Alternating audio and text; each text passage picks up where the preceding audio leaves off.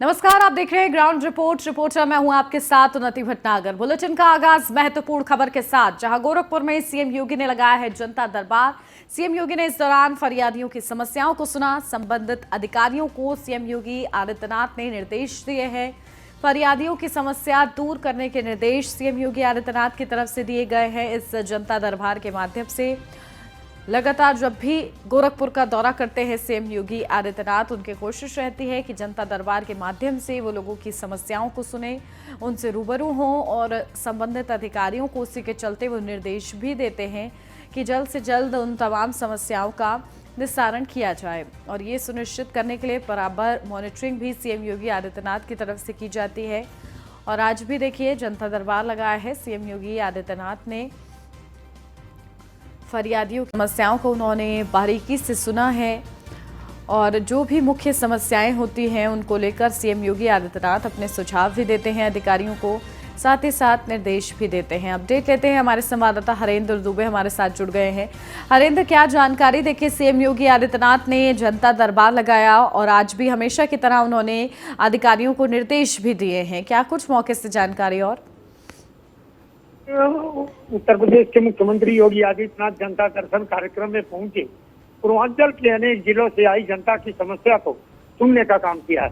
खास तौर से आज अधिकारियों को फटकार भी लगाई है।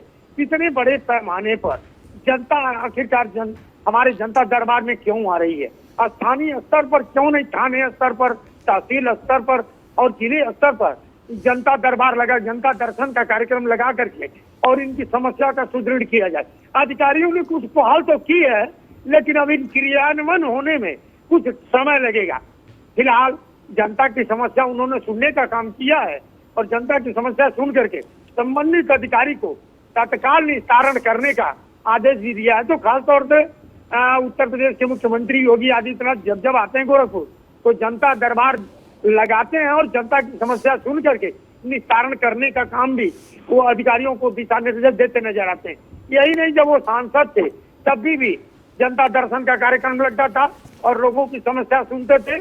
और आज मुख्यमंत्री बनने के बाद भी उनका एक कार्य जो है कि अनवरत जारी है और उनके जनता दरबार में पूर्वांचल ही नहीं बल्कि उत्तर प्रदेश के अनेक जिलों से लोग अपनी फरियाद लेके पहुंचते हैं और उनको समस्या से अवगत कराते हैं और उनके द्वारा संबंधित अधिकारी को दिशा निर्देश दिए जाते हैं कि तत्काल इनका निस्तारण किया जाए। बिल्कुल। और देखिए हरेंद्र, आज भी करीब कितने फरियादी पहुंचे जनता दर्शन के लिए जिन्होंने अपनी समस्याओं को रखा है?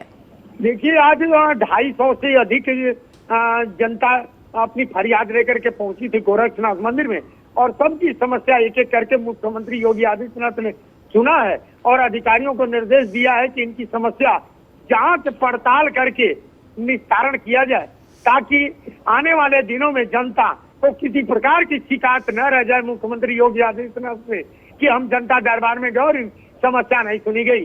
तो खासतौर से जनता भी खुश है, जनता भी खुश रहती है। कुछ लोग तो मुख्यमंत्री को खाली दर्शन के लिए, देखने के लिए जनता दरबार में बैठते हैं।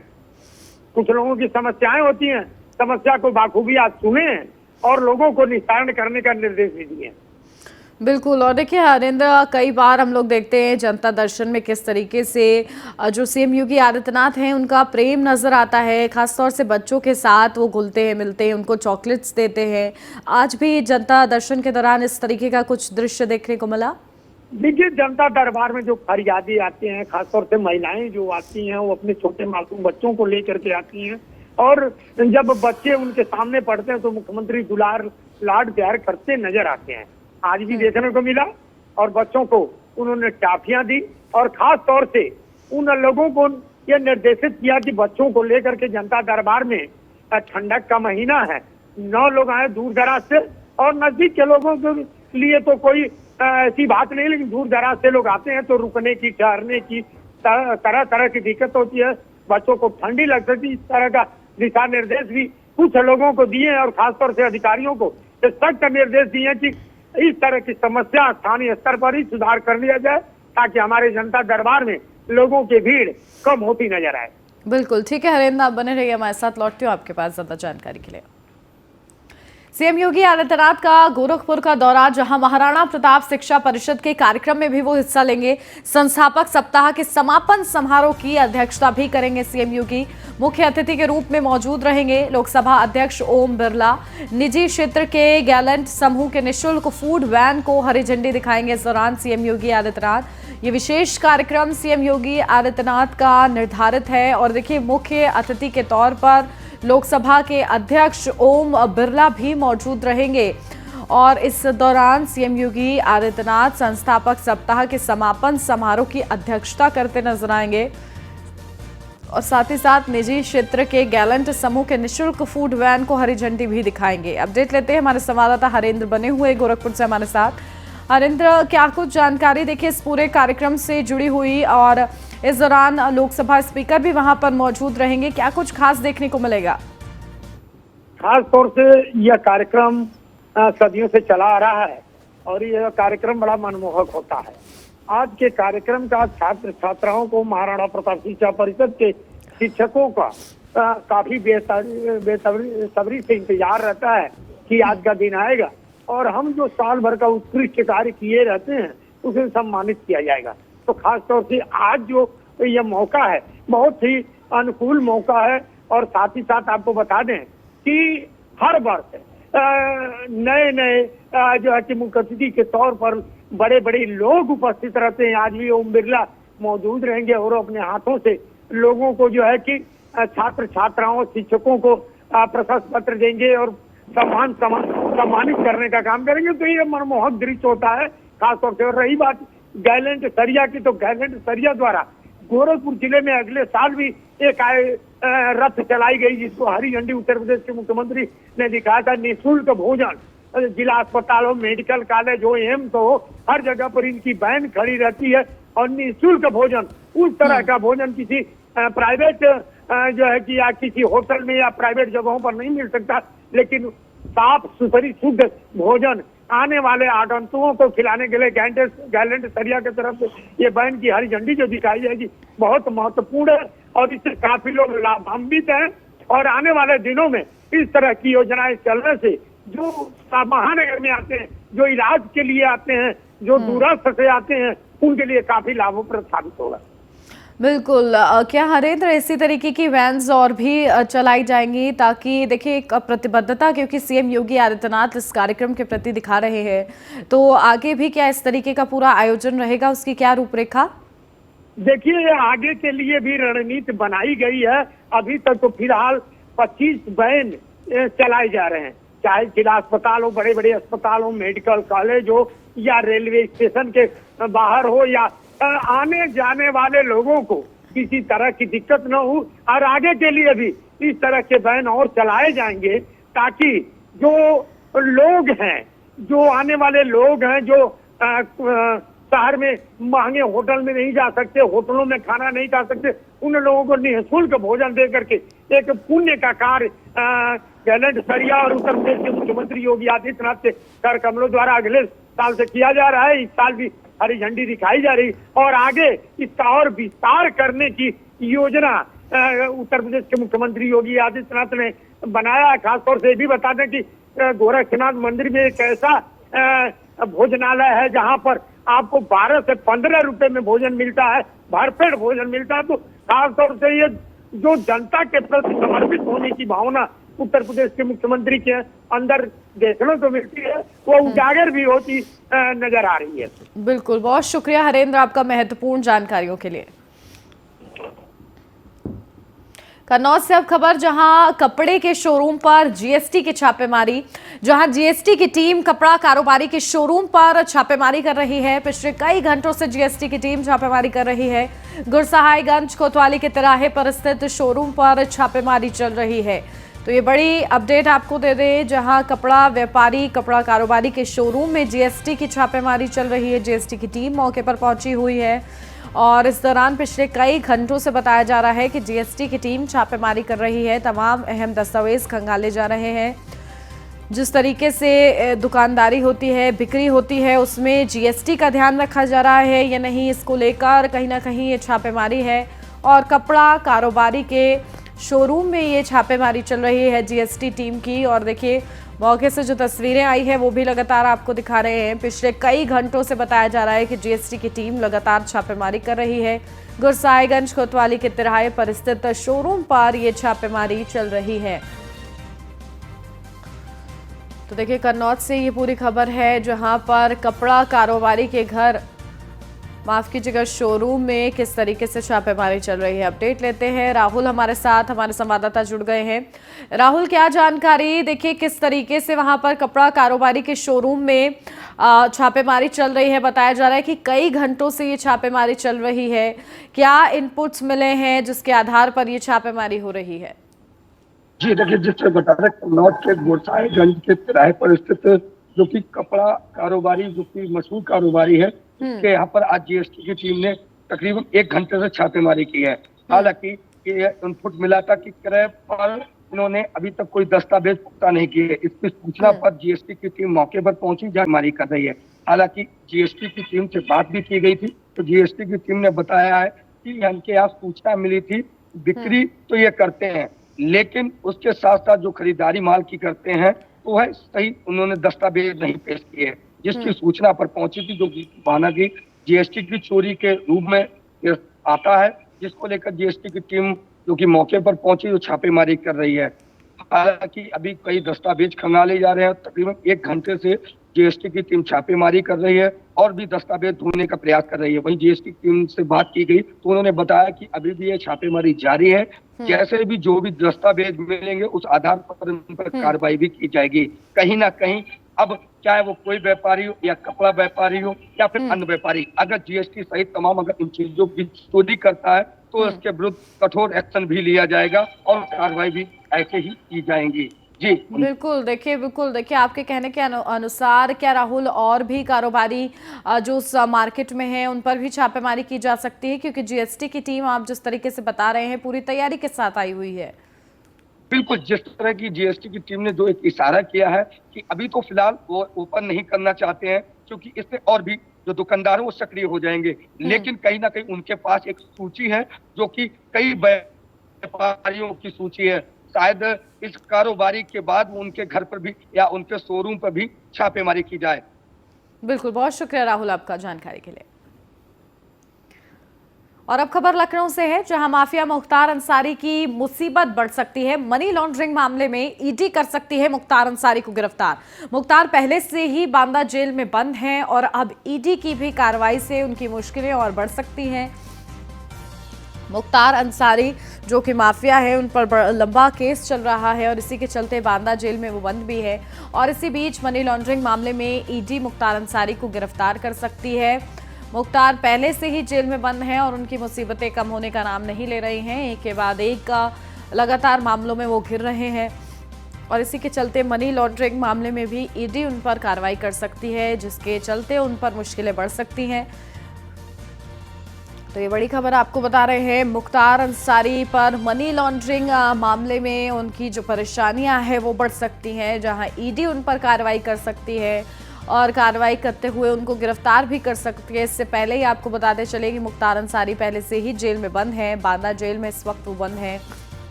और अब इसके बाद क्योंकि मनी लॉन्ड्रिंग के तहत भी मामला चल रहा है उन पर, और इसी के चलते ईडी भी बड़ी कार्रवाई कर सकती है। अपडेट लेते हैं, हमारे संवाददाता नीलेश चौहान हमारे साथ जुड़ गए हैं।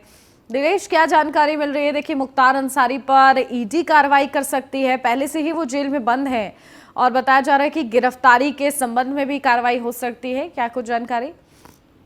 देखिए, बिल्कुल आपको बता दूं कि मुख्तार अंसारी और उनके बेटे अब्दुल्ला अंसारी, इन तमाम लोगों के ऊपर मनी लॉन्ड्रिंग का केस चल रहा है। हालांकि अब मुख्तार अंसारी की बात करें तो मुख्तार अंसारी बांदा जेल में फिलहाल बंद है और एक बार फिर से मुख्तार अंसारी की मुसीबतें बढ़ती हुई नजर आ रही हैं, क्योंकि मनी लॉन्ड्रिंग के मामले में ईडी अब कार्रवाई करने की तैयारी में जुट गई है और उसने अदालत में वारंट भी के लिए अपील की है और वारंट भी जारी होते ही ईडी जो है मुख्तार अंसारी को कोर्ट में पेश करेगी और पेश करने के बाद इनको गिरफ्तार भी कर सकती है। क्योंकि मुख्तार अंसारी की बात करें तो मुख्तार अंसारी के ऊपर आरोप लगे थे कि उन्होंने बड़े पैमाने पर मनी लॉन्ड्रिंग की है, जिसके बाद मनी लॉन्ड्रिंग का केस दर्ज किया गया था। फिलहाल उसकी जांच चल रही है। मनी लॉन्ड्रिंग के मामले में ही मुख्तार अंसारी के बेटे को जेल भेजा गया है और साथ ही साथ अब मुख्तार अंसारी की मुसीबतें बढ़ती हुई नजर आ रही है, क्योंकि मुख्तार अंसारी पहले से ही बांदा जेल में है। ऐसे में जब वारंट भी अदालत जारी करेगा तो कहीं ना कहीं मुख्तार अंसारी को बांदा जेल से दूसरी जगह पर जाकर कोर्ट में उनको सरेंडर करना होगा, और सरेंडर करने के दौरान जब ईडी उनसे पूछताछ करेगी तो कहीं ना कहीं आने वाले दिनों में मुख्तार और उनके सहयोगियों की और भी समस्याएं बढ़ने वाली हैं। बिल्कुल, देखिए मनी लॉन्ड्रिंग का ये पूरा मामला, और इस पूरे मामले में क्या पूछताछ के लिए भी कहीं ना कहीं गिरफ्तारी हो सकती है, और इस पूरे मामले में देखिए कई बार घिरते भी नजर आए हैं, संभावनाएं बनी हैं इससे पहले भी, और अब देखिए क्या कुछ मौके से ये अपडेट मिल रही है कि कितने ज्यादा सख्त है ईडी अब कार्रवाई करने को, और क्या सबूत उनके खिलाफ इतने जुटाए जा चुके हैं।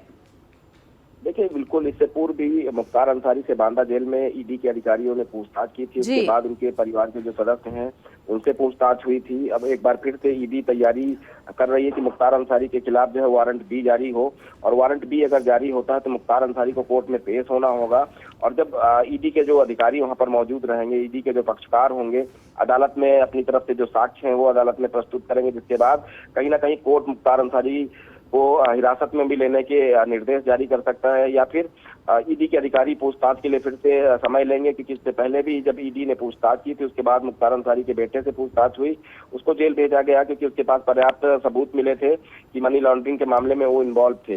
उसके बाद अब मुख्तार अंसारी का ठीक वैसा ही मामला निकल कर आया है कि मुख्तार अंसारी के ऊपर भी मनी लॉन्ड्रिंग का मामला दर्ज था, और ईडी उसमें तैयारियां कर रही है कि जल्द से जल्द जो है पूरे मामले को खत्म किया जाए, जो भी दोषी हो उनको सलाखों के पीछे भेजा जाए। फिलहाल बांदा जेल में तो बंद है ही, साफ तौर पर अगर ईडी मनी लॉन्ड्रिंग के मामले में भी इनके ऊपर आरोप तय कर देती है तो कहीं ना कहीं कुछ और सालों तक मुख्तार अंसारी को जेल में ही रहना पड़ेगा।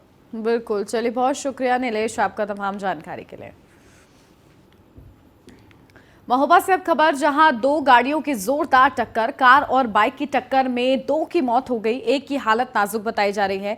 शहर कोतवाली के नरसिंह कुटी मंदिर के पास की ये पूरी घटना है। तो दो गाड़ियों की जोरदार टक्कर हुई है, जहां कार और बाइक की टक्कर में दो की मौत हो गई, एक की हालत नाजुक बताई जा रही है। शहर कोतवाली के नरसिंह कुटी मंदिर के पास की पूरी घटना है। तो देखिए किस तरीके से दो गाड़ियों की जोरदार टक्कर, और इस कार और बाइक की बताई जा रही है कि टक्कर हुई है। इस टक्कर की वजह से दो की मौत हो गई है, एक की हालत नाजुक है। शहर कोतवाली के नरसिंह कुटी मंदिर के पास की ये पूरी घटना है।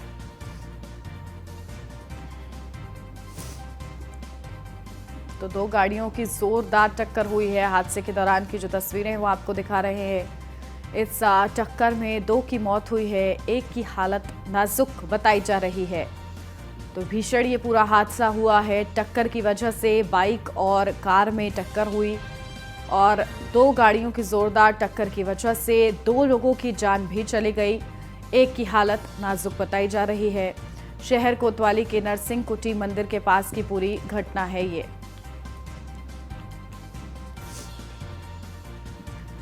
तो नरसिंह कुटी मंदिर के पास का ये पूरा मामला आपको बता रहे हैं, जहां पर जोरदार भिड़ंत हुई और इस वजह से दो जिंदगियां चली गई हैं। और मौके पर जिस तरीके से ये भिड़ंत हुई उस वक्त की तस्वीरें भी आपको दिखा रहे हैं। कई लोग मदद के लिए पहुंचे, लेकिन इस दौरान बहुत देर हो चुकी थी, दो की मौत हो गई है और एक की हालत नाजुक बताई जा रही है। तो लगातार उसे तत्काल अस्पताल में भर्ती कराया गया और उसका इलाज जारी है। अपडेट लेते हैं, हमारे संवाददाता अनुज हमारे साथ जुड़ गए हैं। अनुज, क्या जानकारी? देखिए बड़ा ये पूरा हादसा हुआ है, इस हादसे की वजह से दो जिंदगियां चली गई हैं, एक गंभीर रूप से घायल भी बताया जा रहा है, क्या अपडेट उसकी? देखिए ये दो युवक जो HDFC में बैंक में काम करते थे, ये अपने घर की तरफ लौट रहे थे एक शादी समारोह से। तो वहीं एक दूसरी तरफ से एक कार खड़ी थी जो फूल लेकर इलाहाबाद की तरफ जा रही थी। तो चूंकि हादसा हुआ, उस खिड़की एकदम से खोली उसी समय इन दोनों युवकों को जो निकलना हुआ, तो इसके बाद सीधे जो टकराए, उसके बाद डिवाइडर से टकराने के बाद दो युवकों की मौत हो गई है। और इस समय जो पूरे शहर में है कोहराम मचा हुआ है, और जो तीसरा युवक है उसका जो है इलाज जो है झांसी मेडिकल कॉलेज में चल रहा है। बिल्कुल, और कैसे, किस वजह से ये हादसा हुआ है, क्या लापरवाही इस हादसे के सामने आई है अनुज? देखिए लापरवाही जो अब तक सामने आई है वो, चूंकि गाड़ी सड़क के किनारे खड़ी थी, अचानक से जो गेट खोला गया है उससे दोनों युवक उस गेट से टकरा गए हैं और टकराने के बाद ही दोनों उनका चूंकि बाइक जो थी उनकी वो डिसबैलेंस हो गई और जाके डिवाइडर से टकरा गई। टकराने के बाद दोनों जो युवक के सर थे, चूंकि वो हेलमेट नहीं पहने थे, तो तुरंत उनकी मौके पर दर्दनाक मौत हो गई है। वहीं जो दूसरी तरफ जो कार से उतर रहे थे उनकी भी मौत हो गई है। बिल्कुल, चलिए बहुत शुक्रिया अनुज आपका। बिजनौर से अब खबर, जहां बिजनौर के नगीना देहात में तेज रफ्तार अज्ञात वाहन ने बाइक सवार बाप बेटे को जोरदार टक्कर मार दी। हादसे में बाइक पर सवार बाप बेटे की मौत हो गई, जबकि एक गंभीर रूप से घायल हो गया। तीनों बाइक पर सवार होकर एक शादी समारोह से वापस लौट रहे थे। हादसे की सूचना पर मौके पर पहुंची पुलिस ने बाप बेटे के शवों को कब्जे में लेकर पोस्टमार्टम के लिए भेज दिया है और घायल को अस्पताल में भर्ती कराया गया है। फिलहाल पुलिस इस पूरे मामले को दर्ज कर इस पूरे मामले की जांच में जुटी हुई है।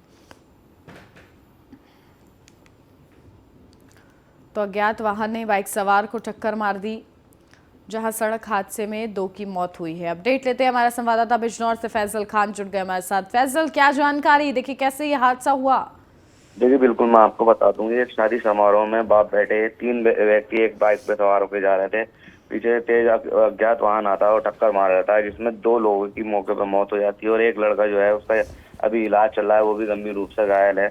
अगर बात की जाए सड़क हादसे की, तो लगातार अगर चलिए तो बिजनौर में लगातार सड़क हादसे तेज रफ्तार होने के कारण ही हो रहे हैं, तो कहीं ना कहीं गति पर रोक लगाई जाए और सड़क हादसे इस वजह से कम होंगे। बिल्कुल, तो कहीं ना कहीं लापरवाही सामने आ रही है इस सड़क हादसे में। बहुत शुक्रिया फैजल आपका तमाम जानकारी के लिए।